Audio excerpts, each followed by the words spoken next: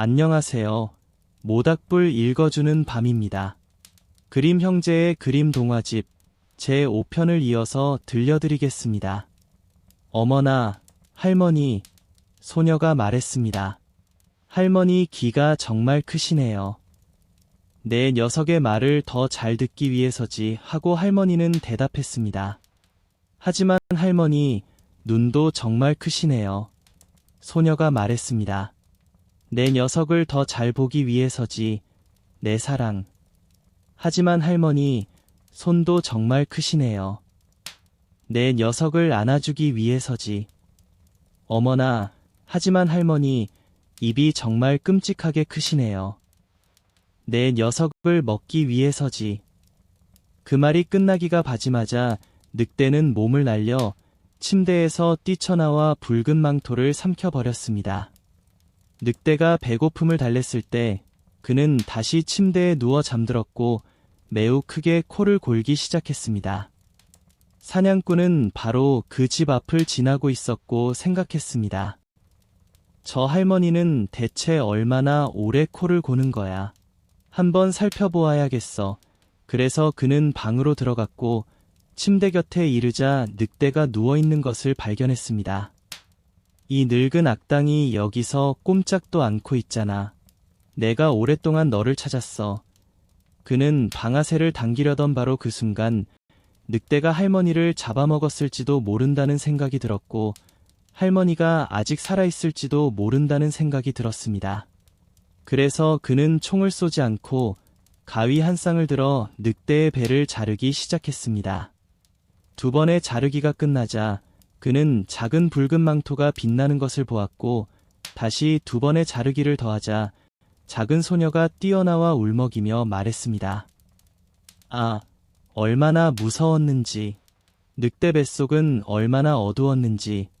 그 후 나이 많은 할머니도 살아있는 채로 나왔지만 숨쉬기가 매우 힘겨웠습니다. 붉은 망토는 재빨리 커다란 돌을 가져와 늑대의 배를 채웠고 늑대가 깨어나 달아나려 하자 돌이 너무 무거워서 그는 그대로 쓰러져 죽었습니다.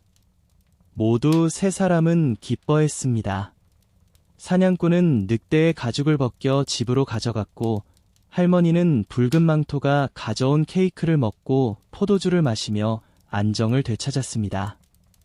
붉은 망토는 생각했습니다. 내가 살아있는 동안 결코 혼자 길을 떠나 숲으로 들어가지 않을 거야. 엄마가 못하게 하셨으니까. 또 다른 이야기입니다. 붉은 망토가 다시 할머니께 케이크를 가져다 주러 가는 길에 다른 늑대가 그녀에게 말을 걸며 길에서 벗어나도록 유혹했습니다. 붉은 망토는 경계하며 그대로 길을 따라갔고 늑대가 자신에게 안녕하세요라고 말했지만 눈빛이 매우 사악해서 공길이 아니었다면 분명히 잡아먹었을 것이라고 할머니에게 말했습니다. 그렇다면 문을 잠가야겠어. 늑대가 들어오지 못하도록. 얼마 후 늑대가 문을 두드리고 외쳤습니다. 문을 열어주세요. 할머니, 저는 붉은 망토예요. 케이크를 가져왔어요. 하지만 아무도 대답하지 않고 문을 열어주지 않았습니다. 그래서 회색 턱수염 늑대는 집 주변을 두세 번이나 빙빙 돌다가 결국 지붕 위로 뛰어올라 붉은 망토가 저녁에 집에 돌아오기를 기다렸다가 어둠 속에서 그녀를 훔쳐 먹으려고 했습니다. 하지만 할머니는 그의 속셈을 알아차렸습니다. 집 앞에 커다란 돌 세면대가 있었습니다. 할머니는 아이에게 말했습니다. 붉은 망토야, 물통을 가져다. 어제 소시지를 삶았으니 삶은 물을 세면대에 가져다 주렴. 붉은 망토는 세면대가 만만히 채워질 때까지 물을 날았습니다.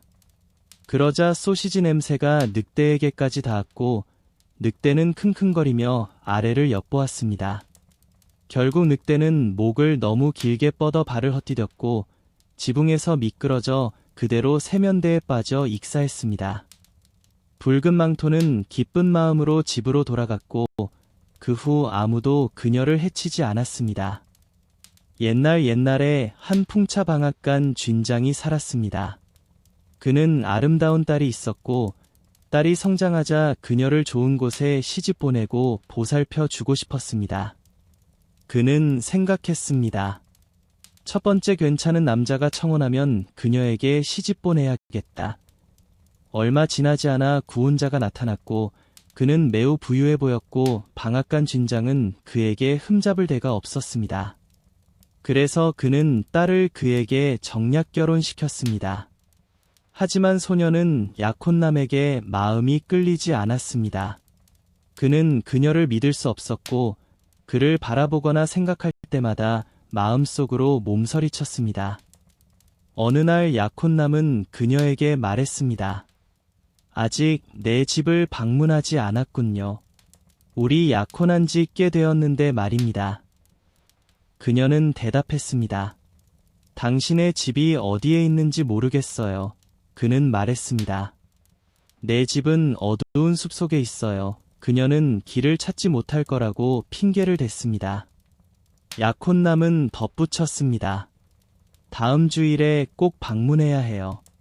이미 손님들을 초대했고 길을 헷갈리지 않도록 길에 재를 뿌려놓겠습니다.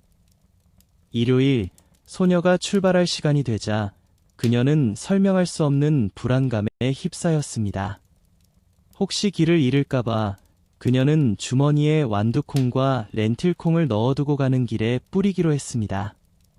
숲입구에 도착했을 때 그녀는 길에 재가 뿌려져 있는 것을 발견했고 그것을 따라가면서 발걸음마다 완두콩을 옆으로 뿌렸습니다. 그녀는 숲속 깊고 어두운 곳까지 걸어갔습니다. 그곳에서 그녀는 음산하고 신비로운 외관을 한 외딴 집을 보았고 전혀 마음에 들지 않았습니다.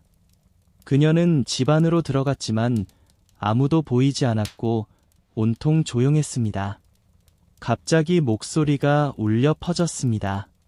돌아가라, 돌아가라, 아름다운 아가씨야. 살인자의 은신처에 머물지 마라. 소녀는 고개를 들어보니 목소리는 벽에 매달린 세 장의 새가 낸 것이었습니다. 다시 또 울려 퍼졌습니다. 돌아가라, 돌아가라, 아름다운 아가씨야. 살인자의 은신처에 머물지 마라. 소녀는 계속해서 집안의 방들을 둘러보았지만 모두 비어 있었고 여전히 아무도 보이지 않았습니다. 마침내 그녀는 지하실에 도착했고 그곳에는 매우 늙은 여자가 앉아 있었는데 머리가 쉴 새 없이 흔들리고 있었습니다. 제 정혼 남편이 여기 살고 계신가요? 소녀가 물었습니다. 아, 가여운 아이군요. 늙은 여자가 대답했습니다. 어디에 왔니? 이런 곳은 살인자들의 은신처란 말이야. 넌 결혼이 눈앞이라고 생각하고 행복한 결혼식을 올릴 거라고 믿지만 사실은 죽음과 함께 결혼식을 치르게 될 거야. 저기, 내가 땔감으로 써야 하는 커다란 물솥이 보이니? 그들이 너를 붙잡는 즉시 자비 없이 죽이고 끓여 먹을 거야. 그들은 사람을 먹는 무리들이니까. 내가 너에게 연민을 느껴 구해주지 않았다면 너는 이미 사라졌을 거야. 늙은 여자는 소녀를 큰 통 뒤로 데려갔습니다. 통은 소녀를 완전히 가려주었습니다. 쥐처럼 조용히 있어. 늙은 여자가 말했습니다. 움직이거나 말하면 모든 것이 끝이야. 오늘 밤 도둑들이 모두 잠들면 함께 도망칠 거야. 오래전부터 탈출할 기회를 기다려왔단다. 늙은 여자의 말이 끝나기도 전에 신성모독적인 무리들이 다른 어린 소녀를 끌고 돌아왔습니다. 그들은 모두 술에 취해 있었고 소녀의 울음소리나 탄식에 신경을 쓰지 않았습니다. 그들은 소녀에게 술을 3잔이나 먹였습니다. 흰 포도주 1잔, 붉은 포도주 1잔, 그리고 노란 포도주 1잔이었죠. 소녀는 술에 취해 숨을 거두었습니다. 그들은 소녀의 고운 옷을 찢어내고 탁자 위에 눕힌 후 아름다운 몸을 조각조각 잘라 소금으로 뿌렸습니다. 가여운 정혼녀는 통 뒤에 숨어 몸을 떨며 부들거렸습니다. 그녀는 도둑들이 자신에게 어떤 끔찍한 운명을 내렸을지 짐작했기 때문입니다. 한 도둑이 살해된 소녀의 새끼손가락에 아직 남아있는 금반지를 발견하고 쉽게 떼어낼 수 없자 도끼를 휘둘러 손가락을 잘랐습니다. 그런데 손가락이 공중으로 솟아올라 통 뒤에 숨어있는 소녀의 품에 떨어졌습니다. 도둑은 불을 붙여 손가락을 찾기 시작했지만 찾을 수 없었습니다. 큰 통 뒤를 살펴보니 다른 도둑이 말했습니다. 하지만 늙은 여자가 소리쳤습니다. 어서 와서 저녁을 먹어라. 손가락은 내일 아침까지 기다려줄 테니. 늙은 여자가 맞는 말이로군. 도둑들이 말하며 손가락 찾기를 멈추고 자리에 앉았습니다. 늙은 여자는 잠든 술에 섞어 넣었고 곧 도둑들은 모두 지하실 바닥에 쓰러져 잠들고 코를 골았습니다. 소녀는 이 사실을 확인하고 통 뒤에서 나왔습니다. 그녀는 함께 누워있는 잠든 도둑들의 몸 위를 조심스럽게 걸어 넘어야 했습니다. 그녀는 매 순간 그들을 깨울까 봐 두려워했습니다. 하지만 신의 도움으로 안전하게 걸어 나왔고 소녀와 늙은 여자는 위층으로 올라 문을 열고 살인자들의 은신처에서 최대한 빨리 달아났습니다. 그들은 바람에 흩어진 재를 발견했지만 완두콩과 렌틸콩은 땅 위로 싹을 틔워 달빛 아래 길을 안내했습니다. 그들은 밤새도록 걸었고 아침이 되어서야 맷돌에 도착했습니다. 아버지, 제가 겪었던 일을 말씀드리겠습니다. 결혼식이 정해진 날이 왔습니다. 신랑과 함께 많은 하객들이 찾아왔는데 맷돌 방앗주인은 친구들과 친척들을 모두 초대했습니다. 만찬이 시작되자 하객 한 명씩 돌아가며 이야기를 나누었습니다. 신부는 아무 말도 하지 않고 조용히 앉아 있었습니다. 신랑은 그녀에게 말을 걸었습니다. 내 사랑하는 신부님, 혹시 알고 있는 이야기가 없으신가요? 저희에게 무언가 말씀해 주십시오. 꿈 이야기를 들려드릴게요. 신부는 말했습니다. 저는 혼자 숲을 지나 한 집에 도착했습니다. 집 안에는 아무도 없었지만 벽에 매달린 새 장이 울렸습니다. 돌아가세요. 돌아가세요. 아름다운 아가씨. 이 살인자들의 은신처에 머무르지 마세요. 라고 2번이나 말했습니다. 내 사랑하는 신부님, 그건 단지 꿈일 뿐이에요. 저는 집 안방들을 하나씩 둘러봤지만 모두 텅 비어 있었고 음산하고 불가사의했습니다. 드디어 지하실로 내려갔는데 그곳에는 매우 늙은 여인이 앉아 있었고 머리를 가만히 두지 못했습니다. 제가 정혼자가 이곳에 살고 있느냐고 물었더니 그녀는 대답했습니다. 아, 가여운 아이야. 넌 살인자들의 은신처에 왔구나. 내 정혼자는 이곳에 살고 있지만 자비 없이 너를 죽이고 그 후에는 너를 요리해 먹을 거다. 내 사랑하는 신부님, 그건 단지 꿈일 뿐이에요. 늙은 여인은 저를 큰 통 뒤에 숨겨주었습니다.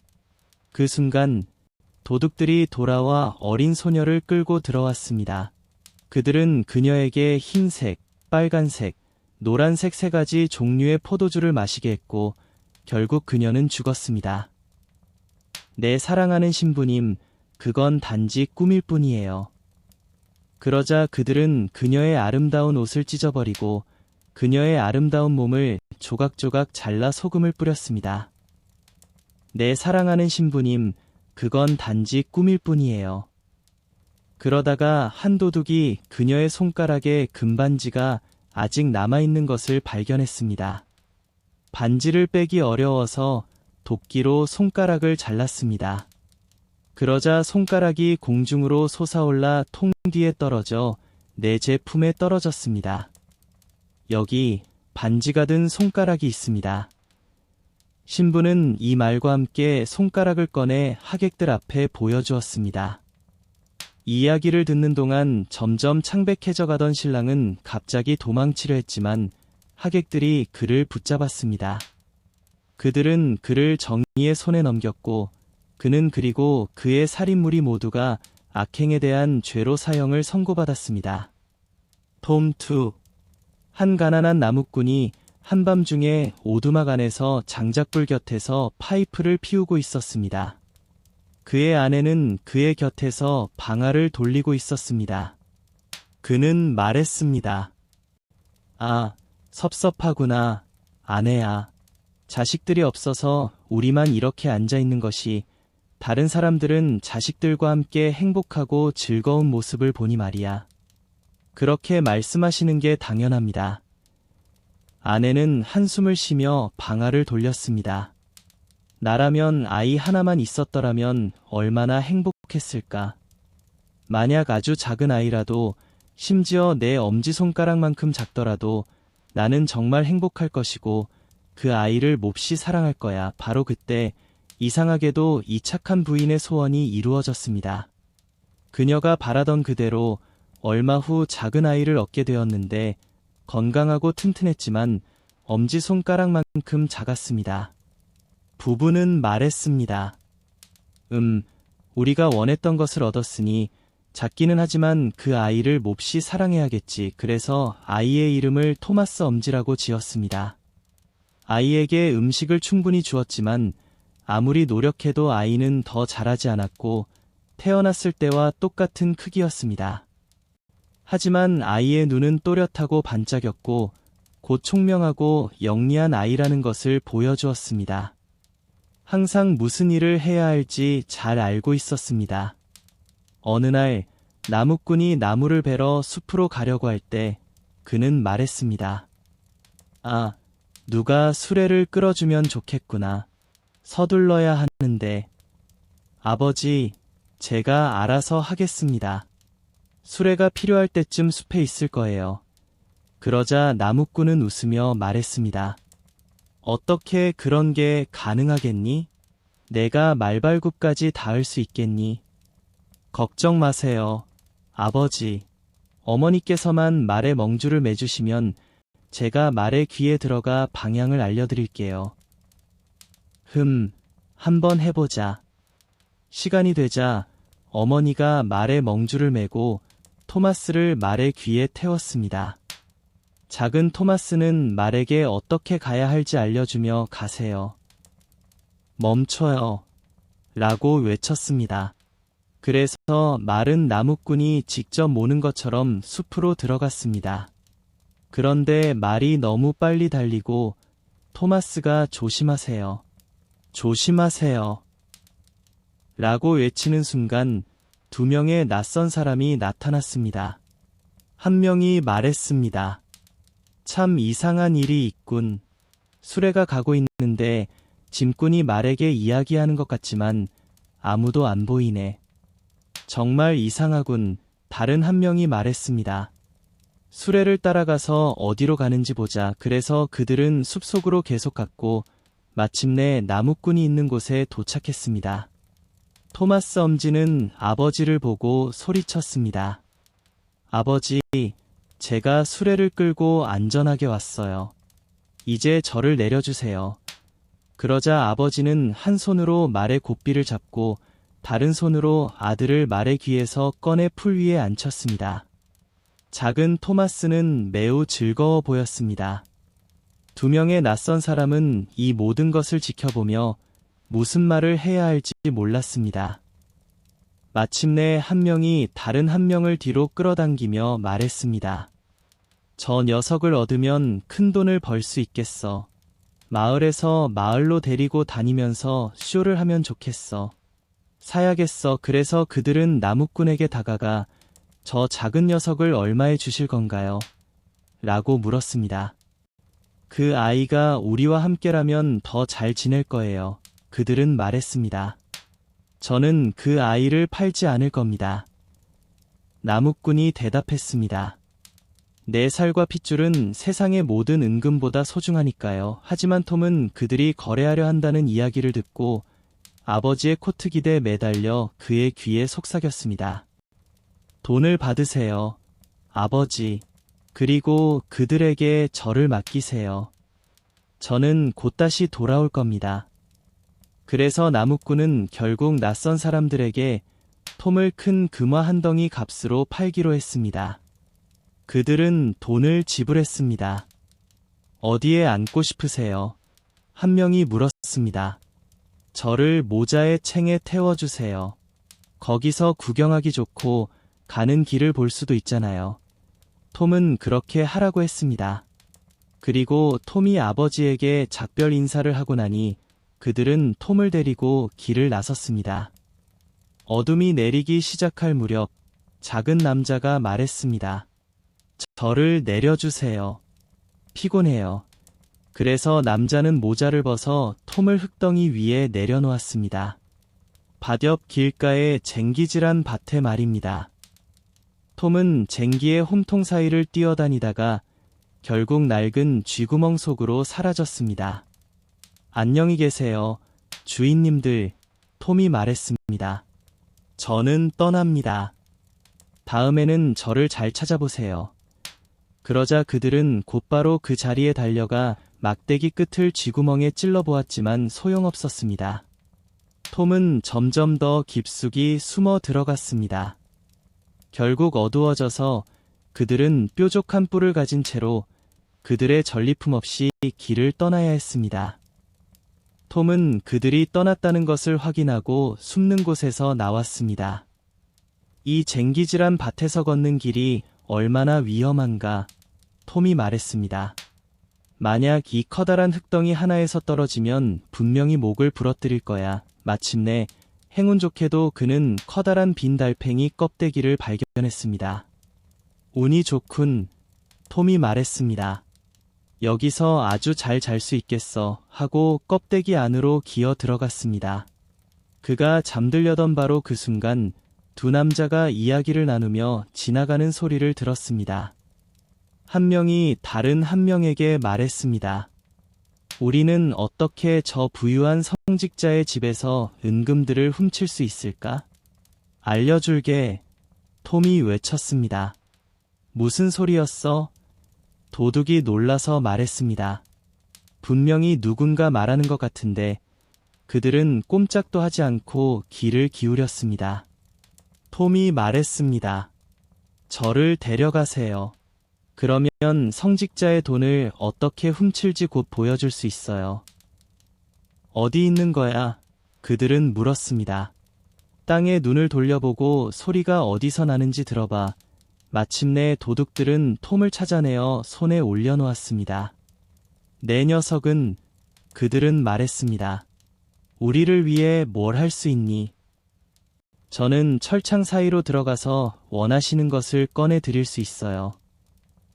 좋은 생각이군, 도둑들이 말했습니다.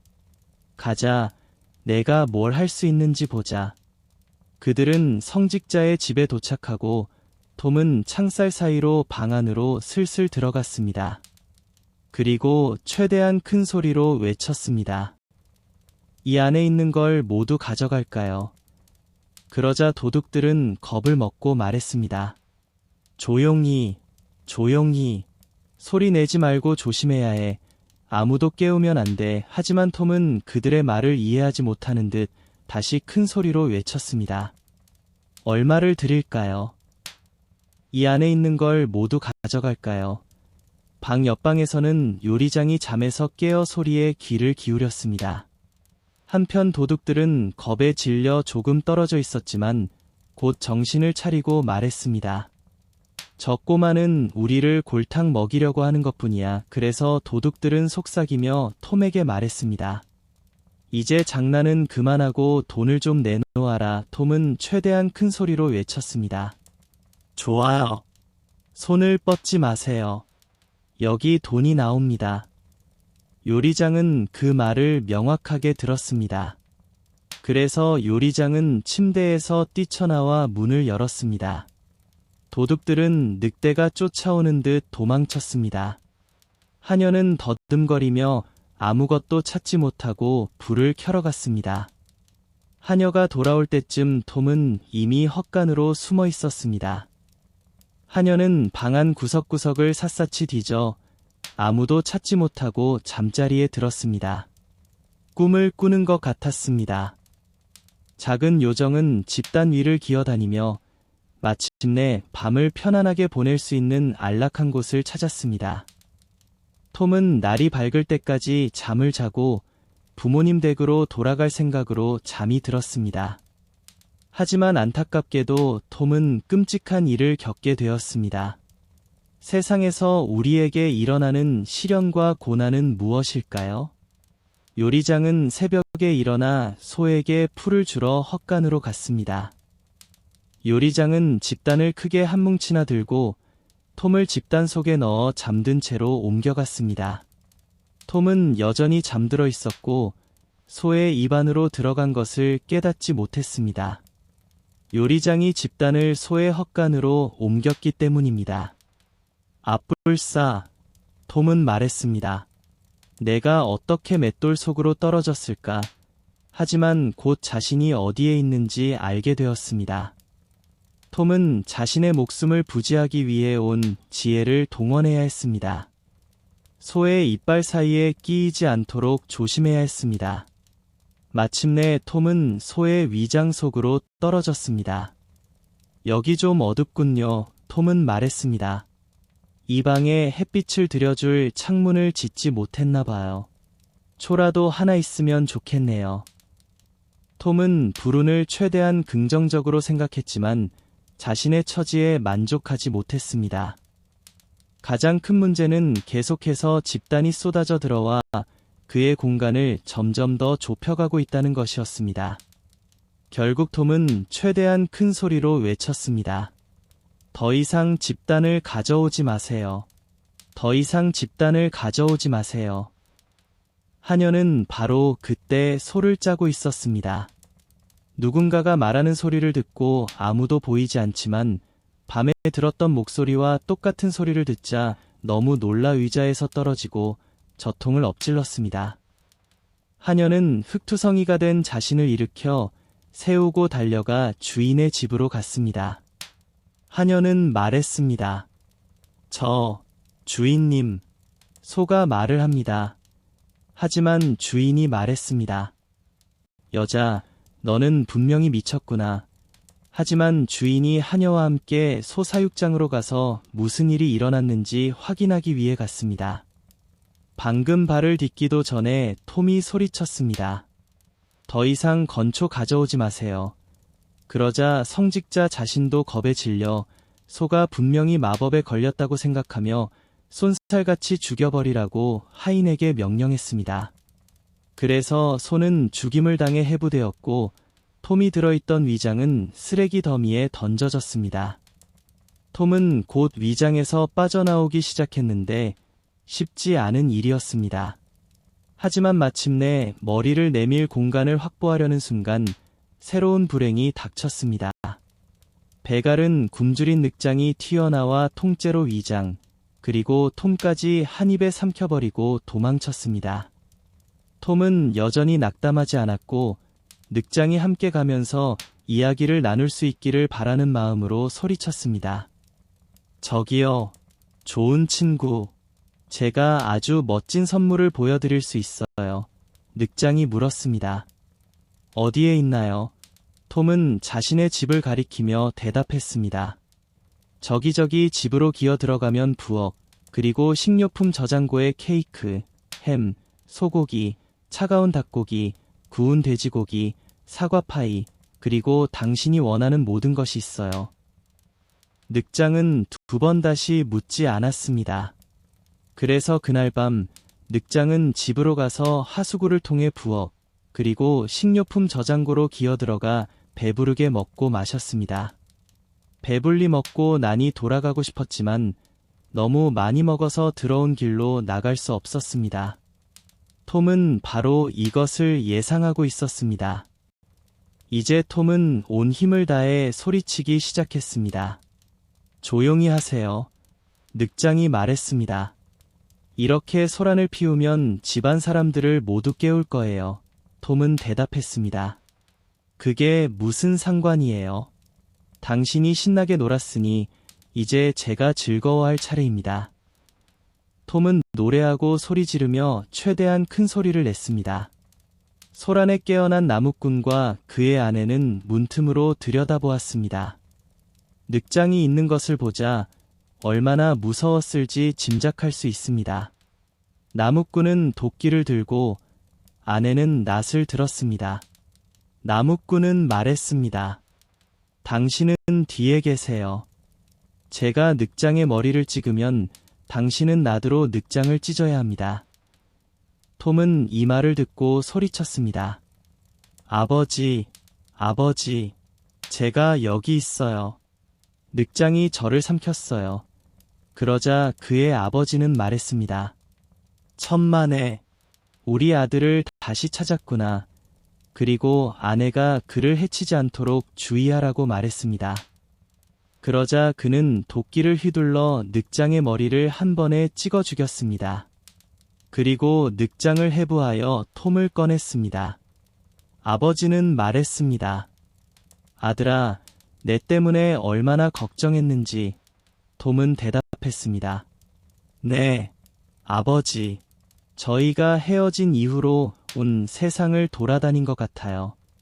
이제 집으로 돌아와 신선한 공기를 마시는 게 정말 기쁩니다. 아버지는 물었습니다. 어디 다녀온 거니? 저는 쥐구멍에도 들어가고 달팽이 껍데기 속에도 들어가고 소의 목구멍을 지나 늑장의 배 속에서도 살아남았어요. 그런데 이렇게 안전하게 돌아왔네요. 그들은 말했습니다. 내가 돌아왔으니 이제 부와 명예가 아무리 많아도 너를 다시 팔지 않을 거다. 부모님은 사랑하는 아들을 꼭 껴안고 키스하며 따뜻한 음식과 마실 거리를 충분히 주었습니다. 여행 중에 옷이 엉망이 되었으니 새 옷을 갖다 주었습니다. 그렇게 톰은 부모님과 함께 평화롭게 살았습니다. 비록 훌륭한 여행을 하고 많은 것을 보고 경험했지만 항상 집이 최고라는 것을 인정했습니다. 럼펠스킨스킨. 멀리 떨어진 나라의 숲 옆으로 흐르는 맑은 개울가에는 풍요로운 풍경의 풍차가 있었습니다. 풍차의 바로 옆에는 풍차의 집이 있었고 풍차 주인은 매우 아름다운 딸을 두고 있었습니다. 그녀는 매우 영리하고 재치 있었으며 풍차 주인은 그녀를 너무나 자랑스러워하여 어느 날 숲에서 사냥을 하러 온 왕에게 딸이 황을 짚에서 뽑아낼 수 있다고 자랑했습니다. 왕은 돈을 매우 좋아했기에 풍차 주인의 자랑을 듣고 탐욕이 발동하여 소녀를 왕궁으로 데려오라고 명령했습니다. 왕은 그녀를 큰 집더미가 있는 궁궐의 방으로 데려가 방아를 쥐어주며 말했습니다. 새벽이 오기 전에 이 집을 모두 황으로 만들어야 한다. 내 목숨이 달려있다. 소녀는 아버지의 터무니없는 자랑일 뿐이라며 자신이 집에서 황을 뽑아낼 수 없다고 애원했지만 소용없었습니다. 방 문은 잠겼고 소녀는 혼자 방에 남겨졌습니다. 소녀는 방 한구석에 앉아 자신의 불행을 한탄하고 있을 때 갑자기 문이 열리고 꾀죄죄한 모습의 작은 남자가 들어와 말했습니다. 안녕하세요. 착한 아가씨. 왜 울고 있나요? 소녀는 말했습니다. 아, 저는 이 집을 황으로 만들어야 하는데 어떻게 해야 할지 모르겠어요. 꼬마 요정은 말했습니다. 이 일을 대신 해줄 테니 뭘 줄 수 있나요? 소녀는 망설이다가 제 목걸이를 드리겠어요. 라고 대답했습니다. 요정은 소녀의 말을 믿고 방아를 돌리기 시작하며 휘파람을 불고 노래했습니다. 빙글빙글, 빙글빙글. 자, 보세요. 휙휙, 휙휙. 집에서 황이 나오네. 방아는 즐겁게 돌아갔고 작업은 빠르게 끝났습니다. 집은 모두 황으로 변했습니다. 왕은 이 모습을 보고 매우 놀라면서도 기뻐했지만 그의 탐욕은 더욱 커져 소녀를 또다시 감금하고 새로운 과제를 주었습니다. 소녀는 이제 어떻게 해야 할지 몰라 다시 눈물을 흘렸지만 꼬마 요정은 곧 문을 열고 말했습니다. 이번에는 뭘 주면 내 과제를 대신 해줄까? 소녀는 망설이다가 제 손가락에 있는 반지를 드리겠어요. 라고 말했습니다. 요정은 반지를 받아 방아를 돌리기 시작하며 휘파람을 불고 노래했습니다. 빙글빙글, 빙글빙글. 자, 보세요. 휙휙, 휙휙. 집에서 황이 나오네.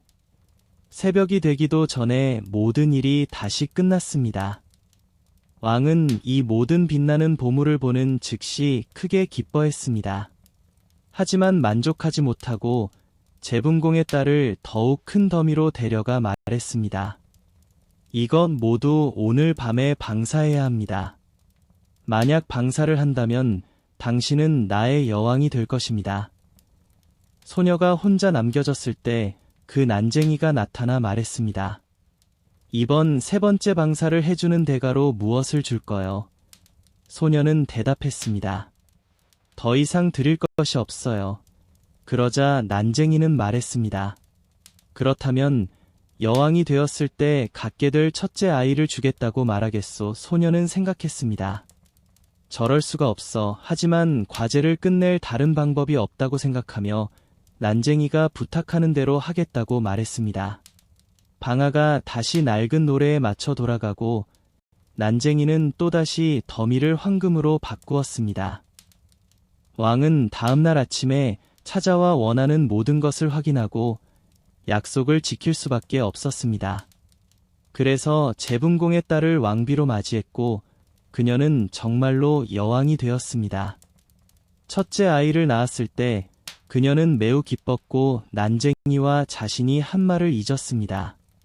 하지만 어느 날 난쟁이가 그녀가 아기와 함께 놀고 있는 방에 들어와 말했습니다. 기억하고 있느냐?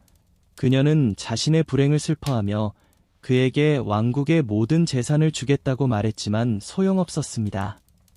마침내 그녀의 눈물이 난쟁이를 감동시켜 말했습니다. 너에게 엿새의 시간을 주겠다. 그 시간 안에 나의 이름을 마치면 내 아이를 지켜줄 수 있다. 여왕은 밤새 깨어 지내며 들어본 모든 이상한 이름을 떠올렸습니다. 그리고 전국에 전령을 보내 새로운 이름을 알아내게 했습니다. 다음 날 난쟁이가 나타나 그녀는 티모시, 이케보드, 베냐민, 예레미야 등 기억할 수 있는 모든 이름을 말했습니다. 하지만 난쟁이는 그녀에게 말했습니다. 부인, 그게 제 이름이 아닙니다. 다음 날 그녀는 반디레그, 혹, 구부정다리 등 재미있는 이름을 모두 불러보았습니다. 하지만 난쟁이는 여전히 그녀에게 말했습니다. 부인, 그게 제 이름이 아닙니다. 다음 날 한 전령이 돌아와 말했습니다. 저는 이틀 동안 다른 이름을 듣지 못했습니다. 하지만 어제 제가 높은 언덕을 오르다가 숲속의 나무들 사이에서 여우와 토끼가 작별 인사를 하는 곳에서 작은 오두막을 보았습니다. 그리고 오두막 앞에는 불이 타오르고 있었고 불 주위에는 재미있는 난쟁이가 한 발로 춤을 추며 노래하고 있었습니다. 즐겁게 잔치를 벌이리. 오늘은 끓이고 내일은 구우리. 즐겁게 춤추고 노래하리. 내일은 낯선이가 오리. 나의 숙녀는 꿈에도 모른다. 내 이름은 럼펠스틸츠킨이다. 여왕은 이 말을 듣고 기뻐하며 곧 친구가 나타나자 왕좌에 앉아 궁궐의 모든 사람들을 불러 즐거운 시간을 보내게 했습니다. 간호사는 아기를 품에 안고 마치 아이를 내줄 준비가 된 듯 옆에 섰습니다. 난쟁이는 가난한 아이를 차지하여 숲속 오두막으로 데려가겠다고 생각하며 킥킥 웃었습니다. 그리고 외쳤습니다. 자, 부인, 제 이름은 무엇입니까? 그녀는 물었습니다. 혹시 존일까요? 안 돼요, 부인. 톰일까요?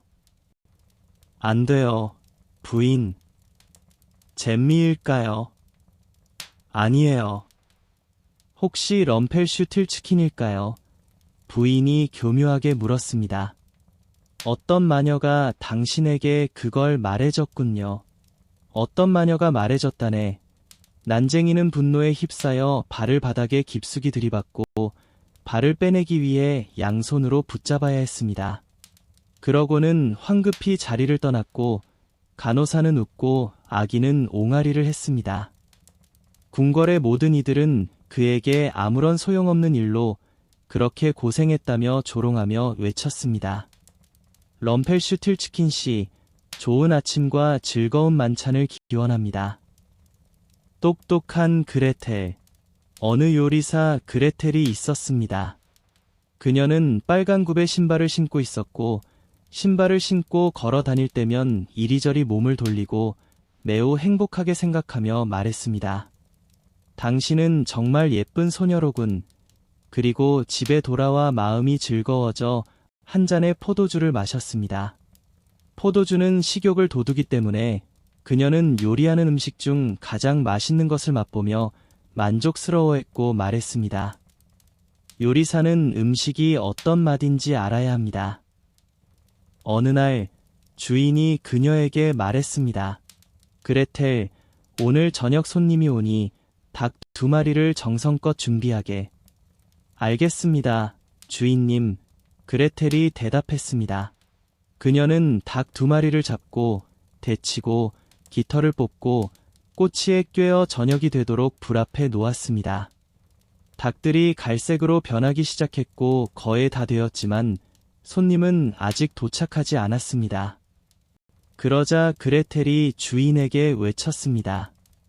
손님이 오지 않으면 불에서 닭을 꺼내야 하지만 가장 촉촉할 때 먹지 않으면 죄가 되고 부끄러운 일이 될 겁니다. 주인은 말했습니다. 제가 직접 가서 손님을 데려오겠습니다. 주인이 등을 돌린 순간 그레텔은 닭이 든 꼬치를 한쪽으로 옮기고 생각했습니다. 이렇게 오래 불 옆에 서 있으면 땀이 나고 목이 마르겠지. 과연 언제 올까? 그때까지는 지하실에 가서 한 잔 마시자. 그녀는 달려가 항아리를 놓고 말했습니다. 신께서 축복하시어 그레텔 하고 한 잔 크게 마시고 포도주가 끊이지 않고 흘러야 한다고 생각하며 또 한 잔을 들이켰습니다. 그러고는 닭을 다시 불 앞에 놓고 바비큐 소스를 발라 꼬치를 즐겁게 돌렸습니다. 하지만 구워지는 고기의 냄새가 너무 좋아서 그레텔은 생각했습니다. 혹시 이상할 수도 있어. 맛을 봐야겠어. 그녀는 손가락으로 닭을 찍어 맛보고 말했습니다. 아, 닭은 정말 맛있다. 가장 적절한 시간에 먹지 않으면 죄가 되고 부끄러운 일이 될 거야. 그녀는 창가로 달려가 주인이 손님을 데리고 오는지 살펴보았지만 아무도 보이지 않았고 닭에게 돌아가 생각했습니다. 한쪽 날개가 타버렸네. 먹어버려야겠다 하고 날개를 잘라 먹고 즐겼습니다. 그리고 나서 생각했습니다. 다른 날개도 먹어야 할 거야. 그렇지 않으면 주인이 뭔가 빠졌다고 알아차릴 거야. 2날개가 모두 먹히자 그녀는 주인을 찾아갔지만 보이지 않았습니다. 그때 갑자기 생각했습니다. 누가 알겠어? 아마도 아무도 오지 않을 거야. 어딘가에 멈춰 섰을 수도 있어. 그녀는 말했습니다. 글레텔아, 즐겁게 지내렴.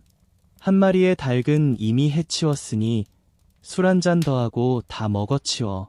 다 먹으면 좀 편할 거야. 하느님의 좋은 선물이 낭비되도록 둘 수는 없잖아. 그녀는 다시 지하실로 달려가 커다란 술 한 잔을 들이키고 닭 한 마리를 신나게 먹었습니다. 닭 한 마리가 뱃속으로 사라졌는데도 주인이 나타나지 않자 글레텔은 다른 닭을 바라보며 말했습니다. 이 닭이 받는 대로 저 닭도 그래야 해. 둘은 똑같으니까. 이 닭에게 좋은 일이 있다면 저 닭에게도 좋은 일이겠지. 다른 술 한 잔 더 마셔도 괜찮을 것 같아. 그녀는 또 한 잔의 술을 들이키고 2번째 닭을 첫 번째 닭을 따라 삼켰습니다. 그녀가 신나게 먹고 있을 때 주인이 나타나 소리쳤습니다. 글레텔아, 서둘러. 손님이 바로 오십니다. 네, 주인님. 곧 음식을 내놓겠습니다. 글레텔이 대답했습니다. 그때 주인이 테이블이 제대로 차려져 있는지 확인하고 닭을 해부할 큰 칼을 꺼내 계단에 놓고 숯을 세웠습니다. 얼마 지나지 않아 손님이 찾아와 정중하게 문을 두드렸습니다. 글레텔은 달려가 문을 열어 손님을 확인했습니다. 손님을 보자 그녀는 입에 손가락을 대고 속삭였습니다. 조용히 해. 내가 붙잡히면 곤란해. 주인님은 겉으로는 손님을 초대했지만 사실은 내 귀를 2개 자르려고 하는 거야. 지금 칼을 숯을 세는 소리가 들리지 않니? 손님은 칼을 숯을 세는 소리를 듣고 계단 아래로 빠르게 내려갔습니다. 글레텔은 가만히 있지 않고 소리 지르며 주인에게 달려가 말했습니다. 주인님, 정말 좋은 손님이 오셨어요. 무슨 소리니, 글레텔아? 무슨 뜻이니? 주인이 물었습니다. 네, 손님은 제가 내려고 했던 닭을 훔쳐가서 도망갔어요. 글레텔이 말했습니다. 정말 못된 짓이군. 주인이 말하며 아쉬워했습니다. 한 마리만 남겨뒀으면 먹을 게 좀 남았을 텐데 그는 손님을 부르며 멈추라고 했지만 손님은 듣고 이척도 하지 않았습니다. 주인은 칼을 든 채로 손님을 쫓아가며 소리쳤습니다. 한 마리만, 한 마리만. 그는 손님에게 딱 한 마리의 닭만 남기고 나머지는 가져가지 말라고 말했습니다. 하지만 손님은 자신이 한쪽 귀를 내줄 거라고 생각하고 불이라도 붙은 듯이 도망쳤습니다. 옛날 아주 먼 옛날, 눈이 흐릿하고 귀가 먹먹하며 무릎이 덜덜 떨리고 식탁에 앉아 숟가락을 제대로 쥐지 못하고 국물을 쏟거나 입 밖으로 흘리는 노인이 살았습니다. 그의 아들과 며느리는 그런 노인을 귀찮아했고 결국 노인은 벽난로 뒤편 구석에 앉아야 했습니다. 그들은 노인에게 옹기 그릇에 조금씩 음식을 주고 그것도 충분하지 않았습니다. 노인은 눈에 눈물을 글썽이며 식탁을 바라보곤 했습니다. 어느 순간 노인의 떨리는 손은 그릇조차 제대로 잡지 못하고 그릇이 떨어져 깨져버렸습니다. 젊은 며느리는 그를 꾸짖었지만 노인은 아무 말 없이 한숨만 쉬었습니다. 그들은 노인에게 나무 그릇을 조금의 돈을 주고 그릇에서 음식을 먹어야 했습니다. 그들은 그렇게 앉아 있을 때 4살배기 어린 손주가 땅 위에 나무 조각들을 모으기 시작했습니다. 거기서 뭘 하고 있니? 아버지가 물었습니다.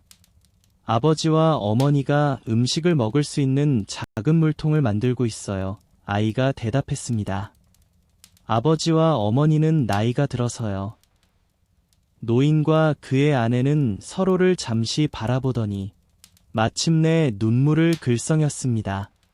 그러자 그들은 노인을 식탁으로 데려갔고 그 후에는 노인이 음식을 조금 흘려도 아무 말도 하지 않았습니다. 별표 작은 농부 별표 어느 마을에는 부유한 농부들만 살았고 가난한 농부 한 명만이 살았습니다. 사람들은 그를 작은 농부라고 불렀습니다. 그는 소조차 가지고 있지 않았고 소를 살 돈도 없었습니다.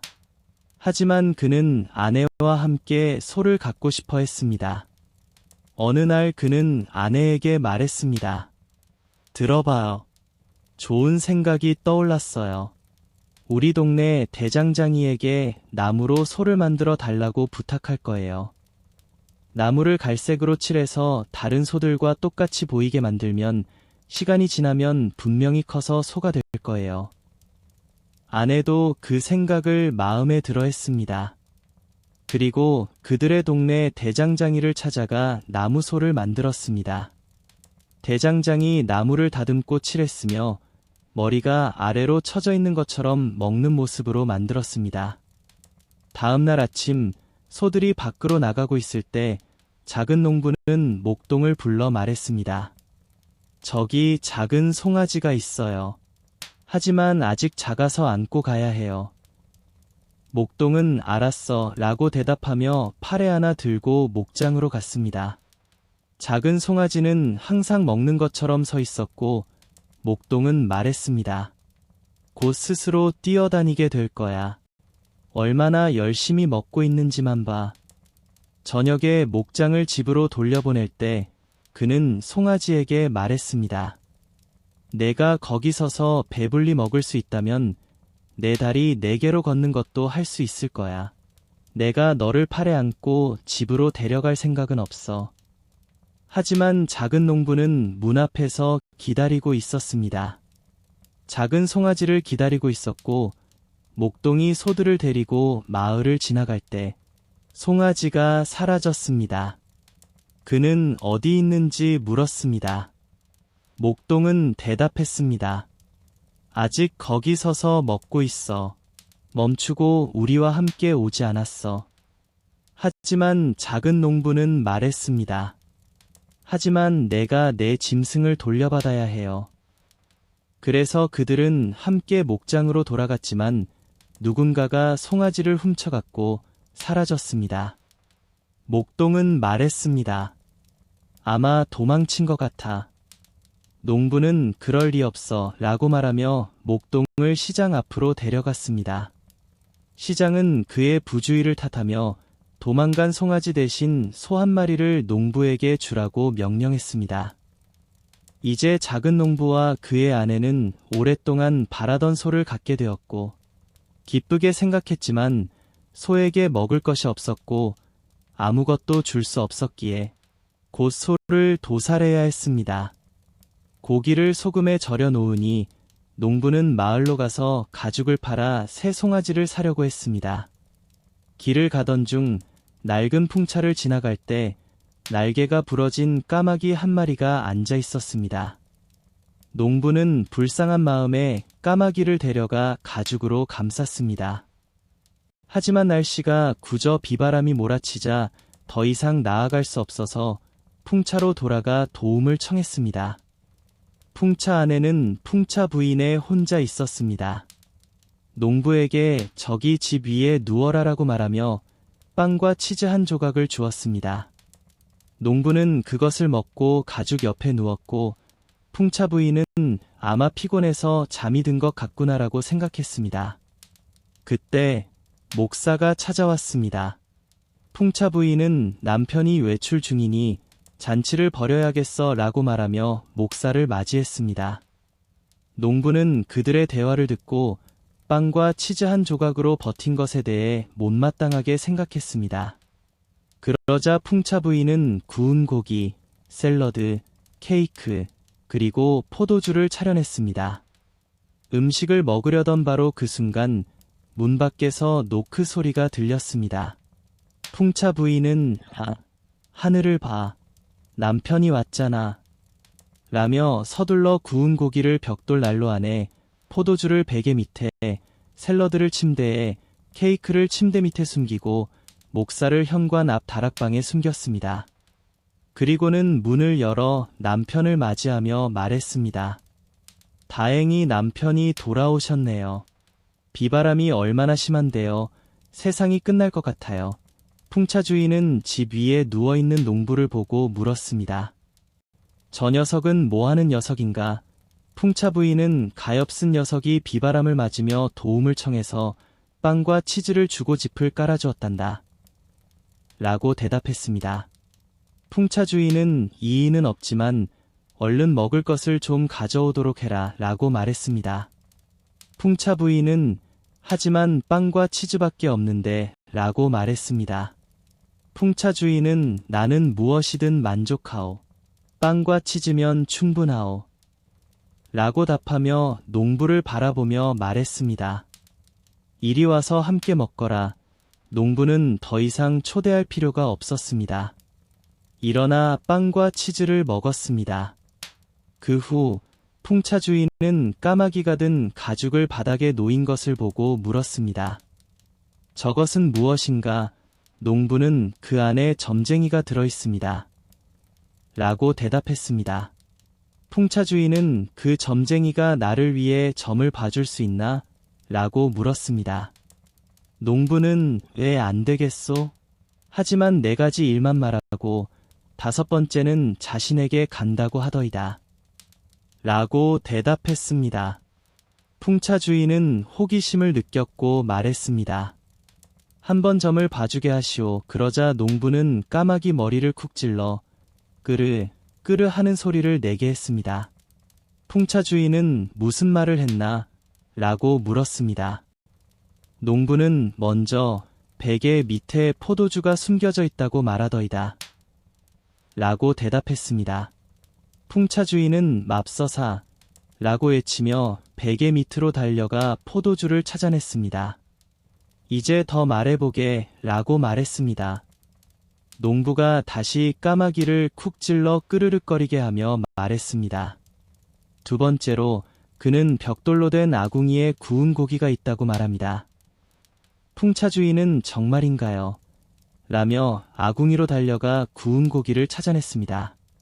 농부는 까마귀가 더 예언하게 하려 쿡 찔렀고, 세 번째로 침대에 상추가 놓여 있다고 말합니다.